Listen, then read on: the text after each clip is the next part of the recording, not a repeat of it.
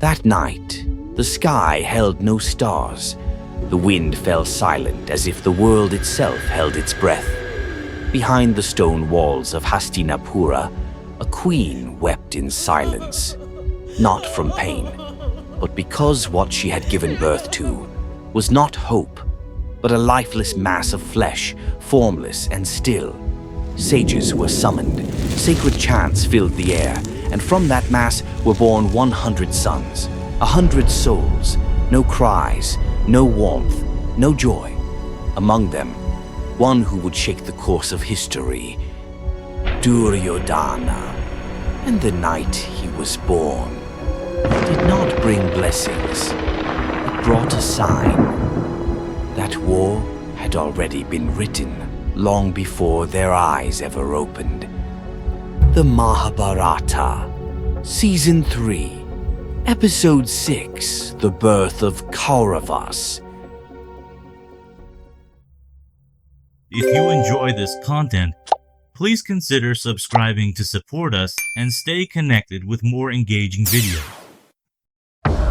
Once upon a time, in the era of Dwapara Yuga, the third age of the world's cycle of Yugas, Satya Yuga, Treta Yuga, Dwapara Yuga, and Kali Yuga, in which humanity shows its first significant decline in righteousness. An age where morality and immorality coexist equally and spirituality is deteriorating. In this age, Krishna, an avatar of Vishnu, took birth to establish a dharma, divine truth or justice.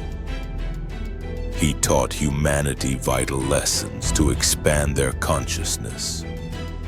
He taught about dharma, responsibility, righteousness, devotion, the essence of life and fulfilling responsibility, without concern to the outcome, emphasizing unselfish conduct.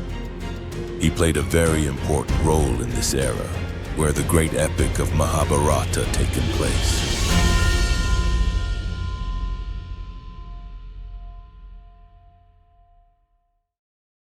Gandhari was blessed with a boon from Lord Shiva in her youth, which promised that she would have 100 sons. This blessing brought great hope to Hastinapura, as it meant that the Kuru dynasty would have many heirs, ensuring the kingdom's stability for generations to come. Gandhari was overjoyed at the prospect of fulfilling her role as the mother of 100 sons, all of whom would carry forward the legacy of the Kuru dynasty. As time passed, Gandhari became pregnant, and everyone in Hastinapura eagerly awaited the birth of the Kuru heirs. However, her pregnancy took much longer than expected, and even after several months, there was no sign of delivery. Gandhari grew increasingly frustrated and anxious, especially when she heard that Kunti had given birth to a child whose splendor was like the morning sun.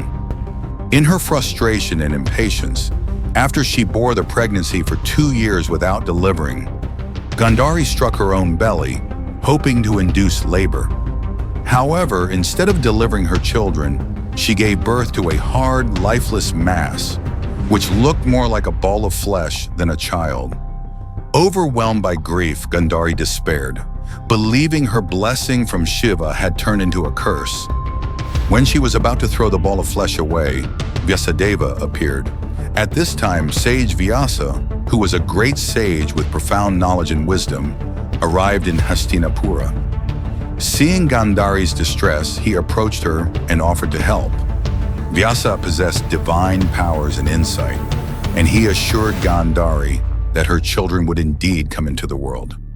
Without disguising her feelings, Gandhari angrily cried, "When I heard that Kunti gave birth to a child who was radiant like the sun, I struck my womb.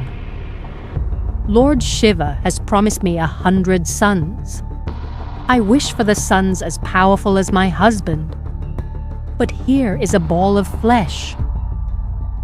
O daughter of Subala, Lord Shiva's boons will always bear fruit.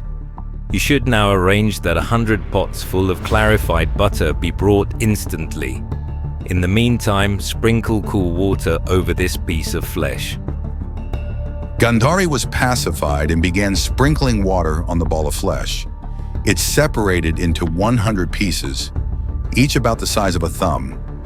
Each piece of flesh was then placed in a pot of ghee and covered.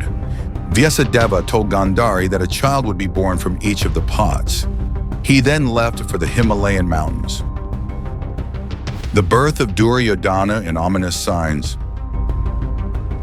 After a prolonged period of nurturing, the first pot finally opened, revealing a son. This child was named Duryodhana, the firstborn of the Kauravas and the crown prince of Hastinapura. However, his birth was accompanied by dark omens that foreshadowed the tragedy and conflict he would bring upon the Bharata dynasty. As soon as he could cry, he began to bray like an ass. And hearing that sound, the asses, vultures, jackals, and crows uttered their respective cries. Violent winds began to blow throughout Hastinapura. Strange phenomena occurred in the skies, and there were fires in various directions. Duryodhana was born on the same day that Bhima was born. These ominous signs alarmed the sages, astrologers, and advisors in the kingdom, who gathered to interpret their significance. Vidura, Dhritarashtra's wise counselor and half-brother, immediately sensed the gravity of the situation. He approached Dhritarashtra and expressed his concerns, warning him by saying, Duryodhana's birth might bring ruin upon the kingdom. Vidura advised that the child should be abandoned, as the omens suggested he would lead to great destruction and discord. Upon receiving the advice from Vidura, Dhritarashtra called for Bhishma, the senior brahmanas and members of the Kuru household. He questioned them. The oldest of the princes is Yudhisthira, and he shall become king. By virtue of his being the firstborn, he has gained the kingdom. But what about this son born to me? Will he become king? While inquiring from the elders, jackals, crows, and asses began to howl frightfully. O king, when these frightful omens are noticeable at birth, it is evident that this child will destroy your dynasty. Your prosperity depends on forsaking him, and if you decide otherwise, misfortune will befall the Kurus. You already have 99 other sons, so let this one go. O king, favor the world by casting away this child. When Bhishma had wisely spoken, all the brahmanas agreed. But Dhritarashtra had no heart to destroy a small baby. Filled with paternal love and attachment, could not bear to abandon his firstborn son. Ignoring Bhishma's warning, he chose to raise Duryodhana, determined to groom him as a strong and capable ruler. The birth of the other Kauravas and their sister. Following Duryodhana's birth, the remaining pots gradually opened, and one by one the rest of Gandhari's 100 sons were born. The most notable among them were Dushasana, Duryodhana's loyal brother and confidant, as well as Vikarna, who would later emerge as one of the few Kauravas with a sense of righteousness. Each of the sons had a fierce loyalty to Duryodhana, who became their leader and role model. In addition to her 100 sons, Gandhari also gave birth to a daughter named Dusala, the only sister among the Kauravas. She was cherished by her brothers and became an important member of the family, although she played a less active role in the events of the Mahabharata. There was also a Vaishya woman who used to serve Dhritarashtra very faithfully. By her, the king conceived a child named Yuyutsu, who later became renowned for sharp intelligence. Thus, 101 sons, as well as one daughter, were born to Dhritarashtra. In order of birth, they were Duryodhana, Yuyutsu, Dushasana, Vikarna, Dushala, and others. All the 101 sons became heroes and great chariot fighters, also known as the Kauravas. The Kauravas' childhood and Duryodhana's growing rivalry with the Pandavas. As the Kauravas grew, Duryodhana quickly emerged as the dominant personality among them. He was ambitious, proud, and deeply attached to his rights as the eldest of the Kuru heirs. However, his nature was also marked by jealousy and insecurity, especially when it came to his cousins, the Pandavas, who returned to Hastinapura after Pandu's death. Duryodhana's rivalry with the Pandavas intensified over time, fueled by his desire to secure the throne and overshadow their achievements. Bhima, the second Pandava and known for his strength, was a particular source of resentment for Duryodhana, as the two often clashed. This growing rivalry between Duryodhana and the Pandavas eventually planted the seeds of enmity that would lead to the Great War of Kurukshetra. Meanwhile, as narrated previously, with Pandu and Madri gone, Kunti was left as the sole guardian of the 5 young Pandavas. Though heartbroken, she gathered her strength for the sake of her sons, determined to guide and protect them. She returned to Hastinapura with the Pandavas, where they were received by Bhishma and the other members of the royal family. The Pandavas were raised together with their cousins, the Kauravas, who were the 100 sons of the Dhritarashtra.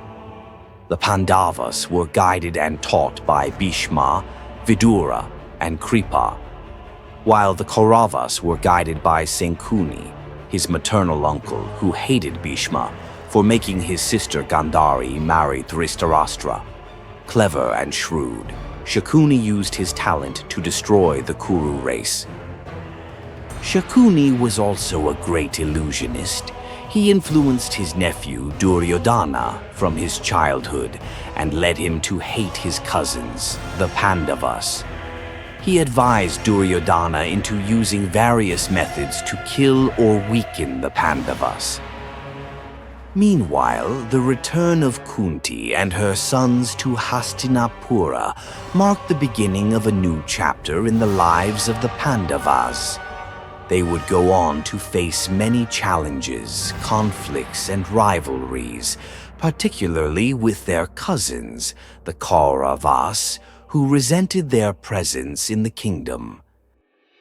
In the next episode, when it was obvious that Bhima could challenge all the Kauravas single-handedly, Duryodhana began to make deceitful plans to harm him. He thought, there is no person who can compare with Bhima's strength. But Duryodhana's plan wasn't carried out in an ordinary way. What did he do to get rid of Bhima? And what became of the mighty warrior after that? Find out in the next episode. Let us continue to embark on a journey through time to explore the origins of this timeless epic. The story of mankind, the story of Dharma.